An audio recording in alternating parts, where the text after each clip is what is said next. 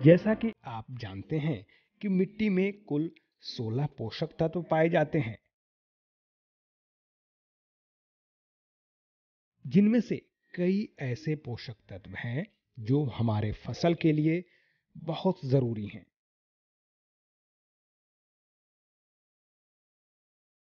मुख्य रूप से पौधों को नाइट्रोजन, फास्फोरस और पोटास की जरूरत होती है। इसके अलावा पौधे कई स्रोतों से इन तत्वों को ग्रहण करते हैं।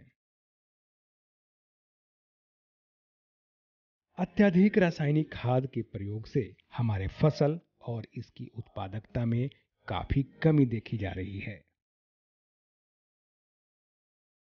मुख्यतः जो हमारा फसल है वह 16 पोषक तत्व लेता है। उसमें से हम तीन पोषक तत्व जो है नाइट्रोजन, फास्फोरस, पोटास, जो बहुतायत मात्रा में पौधे को आवश्यकता भी है और उसी को हम उसको देते रहे हैं। और पौधे जो है अन्य पोषक तत्व जैसे द्वितीय पोषक तत्व है या सूक्ष्म पोषक तत्व है, ये तो मुख्य पोषक तत्व नाइट्रोजन, फास्फोरस, पोटास हो गया और ये मिट्टी से पौधा लेता है। और कार्बन, हाइड्रोजन, ऑक्सीजन जो है वायुमंडल से लेता है। उसके अलावा calcium, magnesium, sulphur, iron, copper, zinc, ये जो है द्वितीय पोषक तत्व के श्रेणी में आता है। उसके बाद जो मुख्य पोषक तत्व है उसके बाद उसकी ज़्यादा आवश्यकता इसकी होती है। इसके बाद हमारा 7 जो है सूक्ष्म पोषक तत्व है, जैसे मोलिब्डेनम हो गया, क्लोरीन हो गया। तो इस ढंग से जो 7 पोषक तत्व हमारा है, बोरोन है, तो इस 7 पोषक तत्व की भी हमारे पौधे की आवश्यकता है। लेकिन हम इसको जो सूक्ष्म पोषक तत्व को हम नहीं देते हैं। यही कारण है कि हमारे जो मिट्टी में इसकी असंतुलन हो रहा है। असंतुलन होने के कारण जो रासायनिक खाद जो हम दे रहे हैं वो असंतुलित मात्रा में दे रहे हैं, इसीलिए खेत खराब हो रहा है। क्योंकि पौधा तो हर पोषक तत्व मिट्टी में जो पहले से उपस्थित है उसको वह लेता है और उसकी कमी जैसे जैसे हमारे मिट्टी में होते जा रही है उसका दुष्प्रभाव हमारे फसल पर शुरू हो गया है। जैसे जिंक की डिफिशियंसी आपका दिखाई दे रहा है बहुत ज़्यादा, माने मकई में या धान में बहुत ज़्यादा, सबसे ज़्यादा इस जिंक की डिफिशियंसी आती है। उसी ढंग से धान के बिचड़े हैं, इसमें जो है उजला उजला माने बिचड़ा ही होने लगता है, उसकी पत्ती उजली होने लगती है, तो आयरन की डिफिशियंसी है। इस प्रकार जो मक्के के बाल में जो है दाना कहीं नहीं धर रहा है या कहीं एक आध दाना धर रहा है, तो वहाँ पर बोरोन की डिफिशियंसी है। या फूल गोभी है, उसमें जो है बीच में देखिए कि छेद रहता है, तो वो सब कारण मोलिब्डेनम के कारण होता है। तो इस ढंग से जो सूक्ष्म पोषक तत्व की मात्रा हमारे खेत में कम हो रहा है, हम उसका जो पौधे उपयोग करता है उसको हम सप्लीमेंट्री के रूप में देते नहीं हैं, इसलिए हमारा खेत खराब हो रहा है। अगर किसान भाई समेकित रूप से पोषक तत्वों को अपने फसल में दे तो पहले बताए गए फसलों और उसके उत्पादकता में वृद्धि होगी। अब हम आपको बताना चाहेंगे कि समेकित पोषक तत्व क्या है।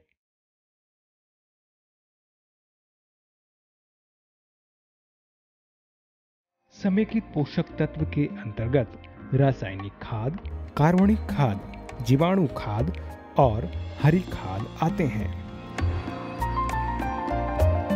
अगर इन सब का उपयोग किए जाए तो निश्चित ही फसल में उपज दर के साथ साथ मिट्टी की उर्वरा शक्ति भी बढ़ती जाएगी। अब आती है कि समेकित पोषक तत्व, अगर हम समेकित फॉर्म रूप में अगर हम इस पोषक तत्वों को दें तो इस सब पोषक तत्व की कमी हमारे पौधे में नहीं आएगी। अब समेकित पोषक तत्व है क्या? समेकित कहिए, समन्वित कहिए, एकीकृत कहिए, ये सारे टर्म जो है इंग्लिश में इंटीग्रेटेड इसके लिए यूज करते हैं। समेकित में जैसा कि हम रासायनिक खाद भी आएगा, उसके अंदर कार्बनिक खाद आएगा। कार्बनिक खाद में जो आपका जितने भी कंपोस्ट से या फसल अवशेष हैं, ये सारे जो हैं या मैंने जलकुंभी है या खरपतवार है, इस सब से जो कंपोस्ट तैयार करते हैं वो कार्बनिक खाद के अंदर आता है। इसी ढंग से जीवाणु खाद, जीवाणु खाद जिसमें जीव हो, यानी जो हमारा राइजोबियम कल्चर, जो दलहनी फसल में राइजोबियम कल्चर का उपयोग करते हैं। आप अनाज वाली फसलों में जो है एजोटोबैक्टर का प्रयोग करते हैं, धान फसलों में जो एजोला का प्रयोग करते हैं, ब्लू ग्रीन एल्गी का प्रयोग करते हैं।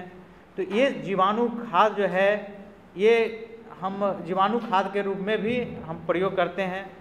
चौथा आता है हरी खाद। हरी खाद में जैसे ढैंचा हुआ, सनई हुआ, लोबिया हुआ, तो इन सब खाद को जो अगर हम हरी खाद के रूप में देते हैं, तो अगर इस ढंग से अगर हम कॉम्बिनेशन में सबको मिला करके रासायनिक खाद के साथ अगर प्रयोग करें, तो जो सूक्ष्म पोषक तत्व की कमी आती है वह कमी नहीं होगी, वह उसमें जो है आपके कहीं और आपकी जो मिट्टी की उर्वरा शक्ति है वह बरकरार रहेगी।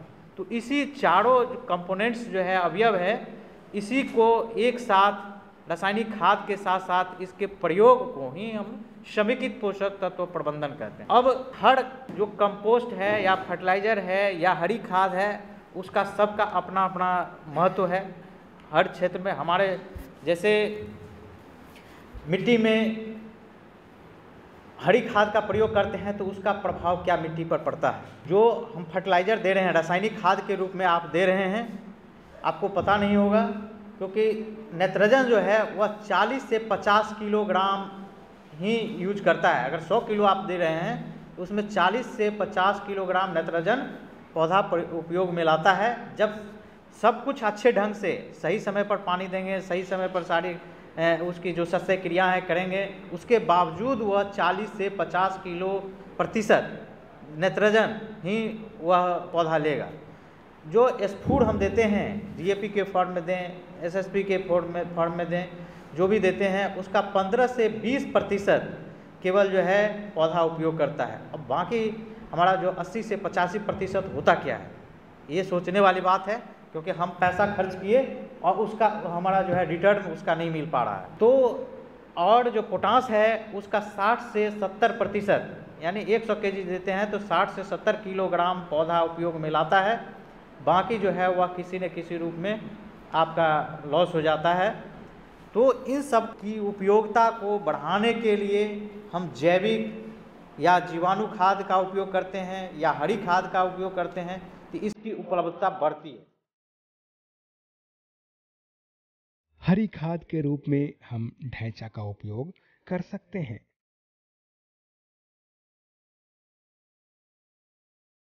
हरी खाद फसल को बहुत सारे फायदे पहुंचाते हैं।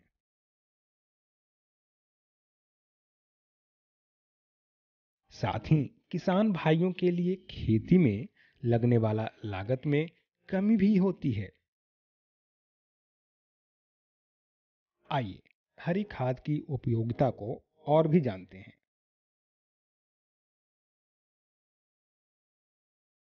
ताकि इसके प्रयोग से अधिक लाभ प्राप्त किए जा सके।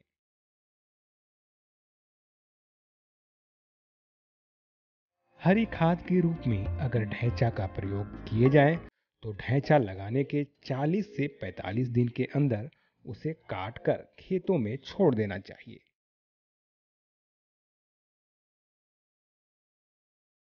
या अगर आप सनई का प्रयोग करना चाहते हैं तो उसे भी लगाने के 50 से 55 दिन के अंदर काट कर डाल दें। ऐसा करने पर पौधों को सभी पोषक तत्वों की पूर्ति हो जाती है। अब हरी खाद हम डालते हैं तो कैसे इसकी उपलब्धता बढ़ती है। हम जब हरी खाद का अगर खेत में डालें, अगर ढैंचा है तो 40 से 45 दिन के बाद आपको उसको उलट देना है। इसी ढंग से अगर सनई लगाए हैं उसको भी 50-55 दिन पर उलट दीजिए। और भी है जैसे मूंग की खेती, अगर आप गर्मा में मूंग की खेती करें तो मूंग की खेती करके उसमें जैसे कि आप गेहूं काट लेते हैं, गेहूं काटने के बाद अगर मूंग का आप जैसे सोना वैरायटी है, PDM 108 है, तो इन सब वैरायटी का आप लास्ट में अंतिम में जो है 15 अप्रैल तक बुआई कर लें। अब बुआई करने के बाद जो है आप इसको 1.5 से 2 महीना 2 से मतलब 60-65 दिन में जो है आपका एक फली टूट जाएगा, एकदम टूटेगा। और इसमें जो है जो सोना वैरायटी है इसमें सारे का सारी फली एक बार पकता है। उसका फली आप तोड़ लें तो करीब करीब 4 से 6 क्विंटल आपका अनाज भी मिल गया और उसको आप पलट दें तो यह जो है आपका हरी खाद के रूप में उपयोग में आ जाएगा। और इससे क्या होता है, जब आप मिट्टी में डालते हैं तो इसमें अन्य पोषक तत्व जितने भी हमने बताया अभी में मुख्य पोषक तत्व है, इसके अलावा भी सारे सूक्ष्म पोषक तत्व पौधे को उपलब्ध होना शुरू हो जाता है। कैसे होता है, इससे क्या होता है कि जब सड़ता है तो ह्यूमिक एसिड इससे निकलता है। और जो हमारा मिट्टी में फास्फोरस दिए थे वो फास्फोरस हमारे खेत से कहीं गया नहीं है, वो हमारे खेत में मिट्टी में जो है पड़ा हुआ रहता है। अगर हमारी मिट्टी एसिडिक है तो वहाँ पर एल्युमिनियम और आयरन की मात्रा बहुत ज़्यादा उस खेत में होती है और एल्युमिनियम फॉस्फेट या आयरन फॉस्फेट के रूप में मिट्टी में फिक्स हो जाता है, उसको पौधा उपयोग नहीं कर सकता है। उसी ढंग से अगर कैल्केरियस सॉइल है वहाँ पर कैल्शियम की मात्रा बहुतायत मात्रा में रहता है। दूसरी चीज़, आपकी मिट्टी की जो फिजिकल दशा, आप स्वस्थ हैं तो आपको किसी प्रकार की बीमारी नहीं होगी। उसी ढंग से हमारी मिट्टी भी स्वस्थ होता है। उससे कैसे होता है, तो जैसे हम हरी खाद का उपयोग करते हैं तो उसका जो बायोमास हमारे मिट्टी में मिलता है उससे क्या है कि इसमें पोरोसिटी बढ़ती है, उसमें छिद्रता बढ़ती है और उसमें जो है वाटर होल्डिंग माने पानी को रखने की क्षमता बढ़ जाती है। और बहुत सारे जैसे बल्क डेंसिटी इसका रिड्यूस होता है, बल्की हो जाता है सॉइल, तो मिट्टी भी हमारा स्वस्थ होता है। इससे मिट्टी में कार्बन की मात्रा बढ़ जाती है तो इससे जीवाणु की मात्रा बढ़ेगी जो डीनाइट्रिफिकेशन करता है। हम जब कंपोस्ट दें या जो भी खाद डालते हैं तो उसको मिनरलाइजेशन करके और वह आयन के रूप में पौधे को उपलब्ध कराता है। पौधे जो है आयन के रूप में ही लेते हैं तो उसमें जो है माइक्रो ऑर्गेनिज्म की संख्या भी बढ़ जाती है और वह मिनरलाइजेशन की क्रिया तेज हो जाती है और जिसके कारण पौधे को जो पोषक तत्व है वह शीघ्रता से उपलब्ध होने लगती है। तो ये भी फायदा हमारा ग्रीन मैन्योरिंग का है।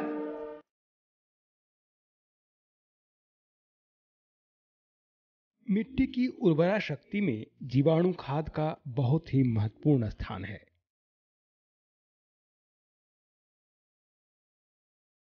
ये सूक्ष्म जीवाणु परोक्ष या अपरोक्ष रूप में अलग अलग प्रकार के पोषक तत्वों की उपलब्धता पौधों के लिए बढ़ाते रहते हैं।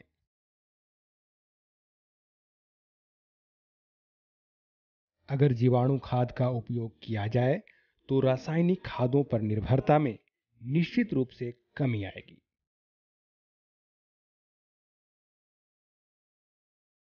जीवाणु खाद के प्रयोग से कई लाभ हैं, जैसे फसल उत्पादन में वृद्धि, रासायनिक खाद के प्रयोग में कमी। जीवाणु खाद मिट्टी को सक्रिय करता है, साथ ही यह प्राकृतिक रूप से मिट्टी की उर्वरा शक्ति को बनाए रखता है और यह पर्यावरण के अनुकूल होता है।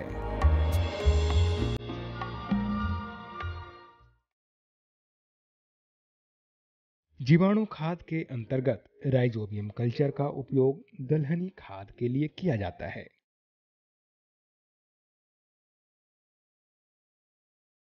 राइजोबियम कल्चर भी अलग अलग तरह के होते हैं। मसूर और मटर के लिए अलग अलग तरह के कल्चर आते हैं। इसी तरह मूंग, चना, अरहर के लिए अलग अलग तरह के राइजोबियम कल्चर का उपयोग किया जाता है। इसके अलावा अनाज वाली फसलों के लिए एजेटोबैक्टर जीवाणु खाद का उपयोग किया जाता है। इस जीवाणु खाद को एजेटोबैक्ट्रीन के नाम से भी जानते हैं। अब जीवाणु खाद का है, जीवाणु खाद में जैसे कि जो भी दलहनी फसल है, दलहनी फसल में हम राइजोबियम कल्चर का उपयोग करते हैं। अब राइजोबियम कल्चर जितनी भी दलहनी फसल है उसके लिए एक राइजोबियम कल्चर नहीं है, उसके अलग अलग स्पेसीज आते हैं।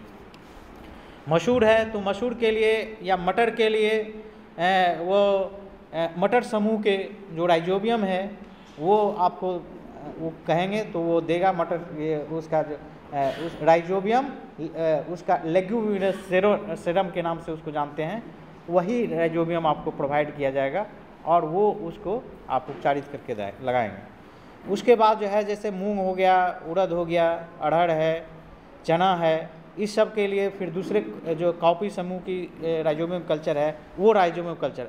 ऐसा नहीं कि गए और कहे राइजोबियम कल्चर दे दीजिए, वो फसल का नाम बताना होगा कि किस फसल के लिए आप राइजोबियम कल्चर लेना चाहते हैं। तो उस खास राइजोबियम कल्चर में भी सब दलहनी फसल के लिए अलग अलग राइजोबियम कल्चर है और उसका उपयोग करेंगे तभी जा कर के आपको फ़ायदा मिलेगा। दलहनी फसल के लिए राइजोबियम कल्चर का प्रयोग करते हैं। राइजोबियम कल्चर में भी अलग अलग स्पेसीज का उपयोग करते हैं।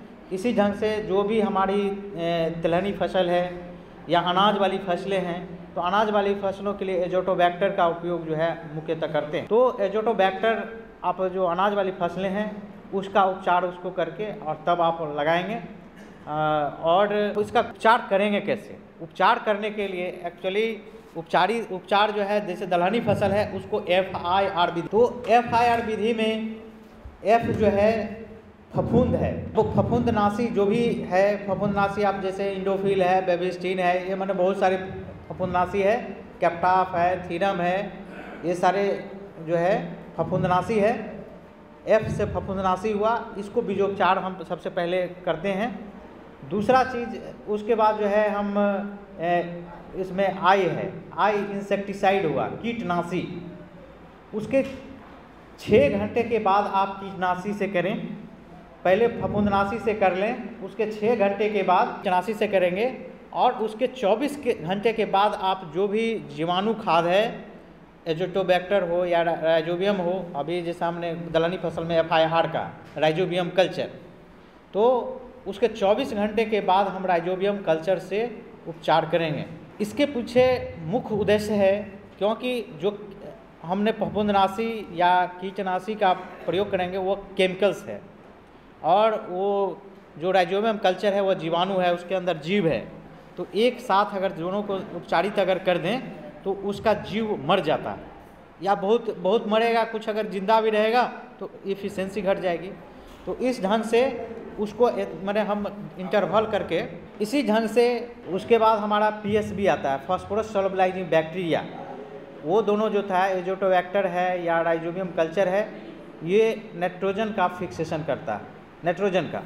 और इसमें जो अब ये नाइट्रोजन का फिक्सेशन करता कैसे है, तो हमारे जो 1 एकड़ ज़मीन है, हम मान लिया कि ये बिल्डिंग का कंस्ट्रक्शन जितना होगा इससे थोड़ा सा और ज़्यादा होगा ज़मीन, 1 एकड़ ज़मीन के ऊपर जो हमारे वायुमंडल में है, आप लोग को मालूम भी होगा कि 0.78% जो है वायुमंडल में नाइट्रोजन है।